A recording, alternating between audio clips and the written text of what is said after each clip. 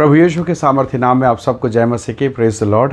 आइए आज के सुंदर दिन के लिए पिता का धन्यवाद करते हुए अपना ध्यान हम परमेश्वर के वचन पर लगाएं। मेरे साथ प्रभु के वचन को निकालिएगा। इफिसी की पुस्तक उसका 4 अध्याय और उसका वचन 16। यहाँ इस प्रकार से लिखा है, जिससे सारी देह हर एक जोड़ की सहायता से एक साथ मिलकर और एक साथ गठकर उस प्रभाव के अनुसार जो हर एक अंग के ठीक ठीक कार्य करने के द्वारा उसमें होता है, अपने आप को बढ़ाती है कि वह प्रेम में उन्नति करती जाए। Praise the lord, hallelujah. प्रभु के लोगों, अगर हम इस वचन का अगर सार बात अगर देखें तो ये बात है कि शरीर का हर एक अंग मिलकर गठकर जुड़कर पूरे देह के हिसाब से देह के शरीर की उन्नति के लिए देह की उन्नति के लिए कार्य करता है। पर अगर कोई एक अंग बीमार है, दुखी है, पीड़ित है, घायल है, तो फिर इसका परिणाम क्या होगा? इसका अर्थ होगा पूरा शरीर जो है वो पीड़ा में रहेगा, असहाय हो जाएगा, या जो काम करना चाहता वो नहीं कर पाएगा। तो उस काम के लिए, जैसे एक व्यक्ति मान लीजिए कोई पोलियो ग्रस्त है या किसी का पैर में फ्रैक्चर हो गया, तब आप देखेंगे वो व्यक्ति उस पैर में अब चल तो नहीं सकता, तब वो बैसाखी लेता है, बैसाखी के सहारे वो चलता है। वो अपने पैर पर प्रेशर नहीं देता। क्यों? क्योंकि वो जानता है मेरा एक पैर अगर सही होगा तो मेरे पूरे शरीर को लोड ले सकता है। अगर ये दूसरा पैर अगर ठीक हो जाए तो पूरे शरीर को लोड ले सकता है, पर अगर नहीं तो पूरे कंधा, दोनों हाथ बैसाखी के सहारे उस शरीर के उस हिस्से को जो डैमेज है, जो फ्रैक्चर है, सहायता देने के लिए अपना काम करेंगे। अब ज़रा सोचिए, क्या हाथ का काम है क्या चलने का? नहीं ना। पर क्यों ऐसा हो रहा है? आप अपने कंधे में अपने बगल में हाथ में फंसाएंगे और बगल में बैसाखी फंसा के ताकत लगा के पूरे शरीर का लोड लेके एक पाँव के सहारे, बैसाखी के सहारे आप आगे बढ़ते हैं। ये आपके हाथ का काम नहीं है कि वो पैर का काम करे। चूँकि इस समय पैर पीड़ित है, इसलिए हाथ पैर का काम कर रहा है। मैं समझता हूँ आप इस बात को समझ रहे हैं। प्रभु के लोगों, वैसे ही हमारे घर का, हमारे परिवार का स्थिति है। कई बार हम देखते हैं कि हमारे परिवार में ये व्यक्ति है, ये शराब में है, ये पाप में है, व्यभिचार में, ये गंदगी में है। मैं ये नहीं कह रहा हूँ कि आप उनको सपोर्ट करें, पर हमें ऐसी दशा में उन्हें प्रार्थना की सहायता और आत्मिक मार्गदर्शन करने की आवश्यकता है, ताकि वो उस पाप, उस गंदगी, उस असहाय दशा से बाहर निकले।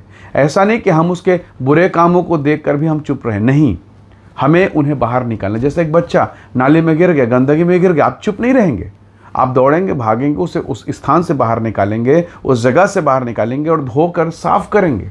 क्यों? क्योंकि वो गंदगी में, वो आपका है, आपका अपना है। अगर आप ध्यान नहीं देंगे तो उसका जीवन नष्ट हो जाएगा। एक समय की बात है, एक बच्चा खेलते खेलते सड़क में आ गया और एक कार उसके ऊपर में चढ़ गया। इत्तेफाकन, बड़ा संयोग कहें या परमेश्वर का अनुग्रह कहें, बच्चे को ठोकर लगा। वो बच्चा जो है कार को देख के कार में जैसे सामने आया, कार के सामने जब वो ठुकाया, बहुत दूर फेंका गया। हालांकि उसको बहुत गंभीर चोट नहीं आई, पर अब वो कार के चारों चक्के के नीचे था। खरोच, ज़्यादा कुछ नहीं, ज़्यादा चोट नहीं आई, पर बच्चा, वो छोटा सा बच्चा कार के नीचे। लोगों ने देखा इस भयंकर दृश्य को, और जो लोग जहाँ थे दौड़े भागे। कोई कार में था, कोई मोटरसाइकिल में, कोई पैदल था, कोई साइकिल, सब लोग दौड़े। अगर कार को आगे किया जाए तो बच्चा कुचल के मर जाएगा, पीछे किया जाए बच्चा कुचल के मर जाएगा। अब लोगों को समझ में नहीं आ रहा था। सारे लोग मिले सैकड़ों की संख्या में, और वो कार का मालिक भी कार से उतर गया। पूरी कार को उठा के तिरछा करके उस बच्चे को, उस छोटे बच्चे को बाहर निकाल लिया। कारण क्या था? कारण एक ही था, वो बच्चा, वो जिंदा बच्चा कार के नीचे फंस गया है। सब लोग मिले और उस बच्चे को निकाल लिए। बच्चे के माता पिता खुश हो गए, कार जिसके कार के नीचे था वो भी खुश, उसने भी राहत की सांस ली और ईश्वर का धन्यवाद किया। बहुत बार ऐसी दशा हमारे घर में है। वो एक्सीडेंट तो बच्चे का था, वो समझ में आ गया, आंखों में दिख गया, पर जो हमारे घर में, हमारे परिवार में जो हो रहा है, आपके परिवार में जो हो रहा है, भावनाएं टूट रही है, माहौल ख़राब हो रहा है, कोई शराब में है, कोई पाप में, कोई व्यभिचार में, नाना प्रकार की स्थिति। और ऐसी दशा में जब वो बच्चा कार के नीचे फंस गया, सब लोग दौड़ भाग के, सब लोगों ने ताकत लगाया। कोई एक दूसरे को नहीं जानता, सब सड़क में घूमने वाले लोग थे, मार्ग में चलने वाले लोग थे। किसी ने किसी का नाम, सरनेम, जाति, उपनाम किसी ने नहीं पूछा। एक ही लक्ष्य था, वो बच्चा कार के नीचे जो फंस गया उसको बचाना है। परमेश्वर के लोगों, कई बार हमारे घर की स्थिति वैसी होती है। और हम कई प्रकार की बातें करते हैं। इन सब बातों को छोड़ के, किनारे करके, भूल के हमें पूरी ताकत के साथ उस पीड़ित व्यक्ति को, उस दबे हुए, कुचले हुए व्यक्ति, उस फंसे हुए व्यक्ति को बाहर निकालने के लिए प्रयास करना है। हालेलुया। परमेश्वर के लोगों, ये बहुत आवश्यक है। आप देखिए, याकूब परमेश्वर का दास प्रभु से बातें करता था। जब वो छोटा था, अपने माता पिता के घर से निकला, जंगल में, बियाबान में, रात्रि के समय परमेश्वर ने उसे दर्शन दिया, उससे बात किया। कई बार उसने परमेश्वर का दर्शन प्राप्त किया, बड़े चमत्कार उसके जीवन पर हुए। पर आप देखते हैं कि उस याकूब के बच्चे हुए बेटा बेटी, और एक बेटी का नाम दीना था। और आप जानते हैं कि बच्चे अलग मार्ग में, और वो बेटी लाड़ दुलार प्यार जो भी कहें, वो अलग मार्ग में। और आप इसके अंत को देख सकते हैं, कैसा पीड़ा, कैसा तकलीफदायक उसका अंत हुआ।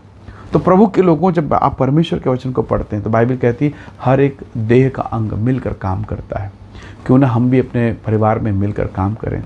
आप में से बहुत सारे लोग घरों में प्रार्थनाएं होती होंगी, पर बच्चे प्रार्थना में नहीं बैठ रहे हैं, या हो सकता है प्रेयर के टाइम में बच्चे सो रहे हैं, या हो सकता है जब आप प्रार्थना कर रहे हैं तो पत्नी किचन में है, हो सकता है वो खाना बना रही है, या हो सकता है पति काम में है।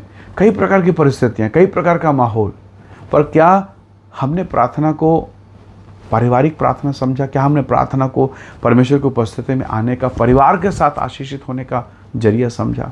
कई परिवार में ऐसा नहीं है। पत्नी का प्रार्थना का अलग समय है, पति का अलग समय है। सब चीज़ों के लिए हम समय निकाल लेते हैं, लेकिन प्रार्थना के लिए नहीं है। और यही कारण है कि जब सब चीज़ें एक साथ नहीं होगी तो तकलीफ का कारण बनेगा। इसलिए परमेश्वर के लोगों, प्रभु के वचन को समझें। सारी देह, आपका परिवार, आपका घर परमेश्वर के दृष्टि में चुना हुआ है। क्यों ना हम अपने घराने के साथ, जैसे यहोशू ने कहा, मैं और मेरा घराना। तुम क्या करोगे मुझे नहीं मालूम, और उसने कहा मैं और मेरा घराना परमेश्वर की सेवा करेगा। हालेलुया। कितने सुंदर विचार हैं। बहुत बार जब हम अपने परिवार का ध्यान नहीं देते हैं तो कई बार यह परिवार हमारा ध्यान नहीं देता है और ध्यान रखने के योग्य नहीं बन पाता है। झाड़ू के विषय में कहावत है, झाड़ू जब तक गठित है, एक बंडल में बंधा हुआ है, वो झाड़ू है, वो कचरा साफ कर सकता है। पर अगर वही झाड़ू खुद बिखर जाए तो वो खुद कचरा हो जाता है। तो यद्यपि आप चुने गए हैं, प्रभु के अभिषेक में हैं, मसा आप पर है, अभिषेक आप पर, अनुग्रह आप पर, बाइबल के सारे ज्ञान और शिक्षाएं आपके पास है, पर अगर आप ही बिखर गए, घर बिखर गया, परिवार बिखर गया, तो केवल कचरा कहलाएगा। याकूब बहुत अच्छा था, पर परिवार में गड़बड़ियाँ थी, और यही कारण है कि याकूब के जीवन में, उनके घर परिवार में समस्याएं पैदा हो गई। सो प्रभु के लोगों, क्यों ना आज के इस दिन में हम इस बात का निश्चय करें कि प्रभु जी, एक नई शुरुआत हम करें। प्रभु से कहें एक नई शुरुआत, और आज ही से, अभी से हम परमेश्वर के चरणों पर पूरे परिवार के साथ प्रभु की भक्ति में, प्रभु की निकटता में आए, ताकि परमेश्वर जो परिवार का स्वामी है, जिसने परिवार की स्थापना की, उस परमेश्वर की आशीष को हम पूर्ण रीति से प्राप्त कर सकें। आइए दुआ करें, प्रभु के नाम का धन्यवाद करें। प्रेमी अनुग्रहकारी स्वर्ग के पिता, हम सब अपने जीवन को तेरे हाथों में सौंपते हैं। प्रभु, जिस प्रकार तेरे वचन में हमने सुना, सारे अंग मिलकर सारी देह की उन्नति के लिए कार्य करते हैं, वैसे प्रभु हम सब मिलकर अपने घर, अपने परिवार के लिए अनुग्रह और आशीष का कारण बने। जो हमारे परिवार के सदस्य हैं, जो कमज़ोर हैं प्रभु, उनके लिए हमें अनुग्रह दे, ताकि हम उन्हें संभालें, उनके जीवन के लिए हम आशीष का कारण बने। कोई विरोध और अवरोध ना हो, पर सब बातों में मसीह यीशु आपकी महिमा होने पाए। हर एक विरोध, अवरोध, सब प्रकार की पीड़ा, परेशानी जिन जिन घरों में है, वो सारी समस्याएं प्रभु यीशु के सामर्थ्य नाम से दूर होने पाए। प्रत्येक को ब्लेस कर आशीष दे पिता। धन्यवाद, आपने प्रार्थना को सुना, प्रभु यीशु के नाम से मांगते हैं, आमीन आमीन। प्रभु आप सबको बहुत ऐसे आशीष दे। परमेश्वर का अनुग्रह आप सबके साथ हो। Praise the Lord. जय मसीह की।